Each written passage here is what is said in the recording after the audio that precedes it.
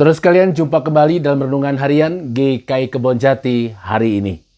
Pada renungan hari ini, saudara sekalian, kita akan belajar dari kehidupan dan pesan kenabian yang disampaikan oleh seorang nabi Allah yang bernama Maleaki. Maleaki berkarya sebagai nabi setelah umat Israel kembali dari pembuangan di Tanah Babel dan Bait Suci di kota Yerusalem sudah dibangun kembali. Saudara sekalian, apa yang dapat kita pelajari dari pemberitaan Maleaki bagi kehidupan kita sekarang ini? Menurut saya, ada beberapa hal yang bisa kita pelajari dari pesan kenabian Nabi Maleaki ini. Yang pertama, saudara, ialah Maleaki memberitakan kasih Allah yang begitu besar kepada bangsa Israel. Maleaki pasal 1 ayat 1 sampai dengan ayat yang kelima, saudara sekalian. Umat yang kembali dari pembuangan di Babel tampaknya kecewa karena kondisi negeri mereka tidak cepat pulih seperti yang mereka bayangkan. Mereka mempertanyakan apakah Allah itu sungguh-sungguh memperhatikan dan mengasihi mereka. Menanggapi keadaan itu, saudara sekalian, Maleaki menekankan betapa besarnya kasih Allah kepada bangsa Israel. Pembebasan dari pembuangan di Babel merupakan salah satu bukti nyata betapa besar kasih Allah. Pemilihan Israel sebagai umat pilihan dan kenyataan bahwa Israel masih ada sampai hari itu, masih eksis sampai saat ini pun karena kasih Allah yang menjaga dan memelihara kehidupan mereka. Saudara sekalian, di dalam kehidupan kita harus mengimani bahwa Allah selalu mengasihi kita. Allah tidak pernah abai memelihara kehidupan kita. Kasih-Nya selalu baru bagi kita. Besar kesetiaan Tuhan bagi kita, saudara sekalian.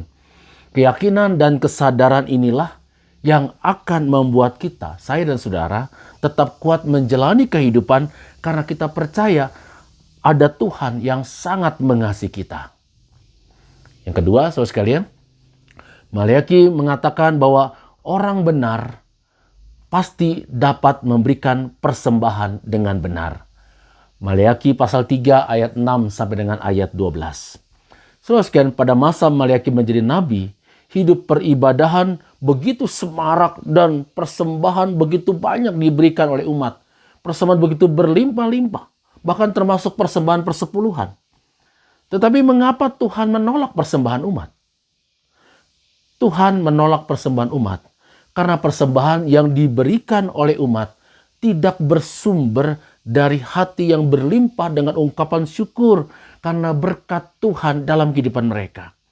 Persembahan persepuluhan yang diberikan dalam bentuk hewan atau bentuk hasil panen lainnya, saudara sekalian, yang diberikan bukan hasil yang terbaik. Umumnya yang diberikan adalah hewan yang kurus, berpenyakit, dan bukan yang terbaik. Demikian juga dengan hasil panen. Nah, saudara sekalian, dari pemberitaan Maleaki ini, kita dapat belajar hal penting bagi hidup beriman kita, yaitu persembahan kita kepada Tuhan harus bersumber dari hati yang tulus, hati yang bersyukur kepada Tuhan. Pada saat kita memberikannya, karena kita mengimani semua berkat yang kita nikmati, rasakan setiap hari, sebenarnya berasal dari Tuhan itu sendiri. Yang ketiga, saudara sekalian, Maleaki menekankan pentingnya menikah dengan yang seiman, serta menjaga dan memelihara keutuhan pernikahan. Maleaki pasal 2 ayat 14 sampai dengan ayat 17. Maleaki dalam pemberitaannya menekankan pentingnya menjaga dan memelihara hidup pernikahan. Idealnya pernikahan dilakukan dengan yang seiman. Menjaga dan memelihara kekudusan pernikahan adalah satu bentuk kematangan hidup beriman kepada Tuhan.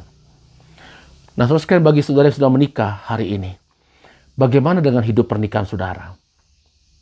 Berdasarkan firman Tuhan hari ini, jadikan hidup pernikahan saudara sebagai sebuah journey, sebuah perjalanan hidup bersama sampai kematian memisahkan. Janji nikah yang diucapkan pada saat peneguhan dan pemberkatan nikah adalah sebuah komitmen untuk menjalani kehidupan bersama dengan pasangan hidup kita yang Tuhan berikan kepada kita dalam segala musim kehidupan yang kita jalani. Baik senang ataupun susah, sehat, sakit, bahagia, duka cita, dijalani dalam kesatuan yang utuh sampai kematian menjemput. Marilah saudara sekalian, bagi kita yang sudah menikah, jadilah pasangan yang sepadan, pasangan yang saling melengkapi, pasangan yang saling memulihkan, dan saling mendukung dalam hal yang baik satu terhadap yang lain. Hiduplah dengan setia, dan saling membahagiakan dengan pasangan kita. Yang keempat, saudara sekalian, Maleakhi menekankan pentingnya hidup dalam pertobatan agar ritualitas keagamaan kita atau peribadahan kita berjalan beriringan dengan spiritualitas kita. Maleakhi pasal 3 ayat 13 sampai dengan pasal 4 ayat yang ke-6. Bagi Tuhan melalui Maleakhi, saudara sekalian, hidup dalam pertobatan adalah memperlihatkan sikap tekun dalam menjalankan hidup keagamaan kita. Misalnya berdoa, membaca firman Tuhan, beribadah, memberikan persembahan, dan sebagainya. Ketekunan dalam ibadah ini, saudara sekalian, harus berjalan beriringan dengan pertumbuhan spiritualitas kita. Spiritualitas adalah menghidupi peribadahan kita yang nampak dalam sikap hidup keseharian kita yang menjadi terang dan garam kehidupan bagi orang lain. Rajin melakukan peribadahan tanpa pertumbuhan spiritualitas akan melahirkan kesalehan yang palsu. Mereka yang berspiritualitas akan berintegritas dalam kehidupannya.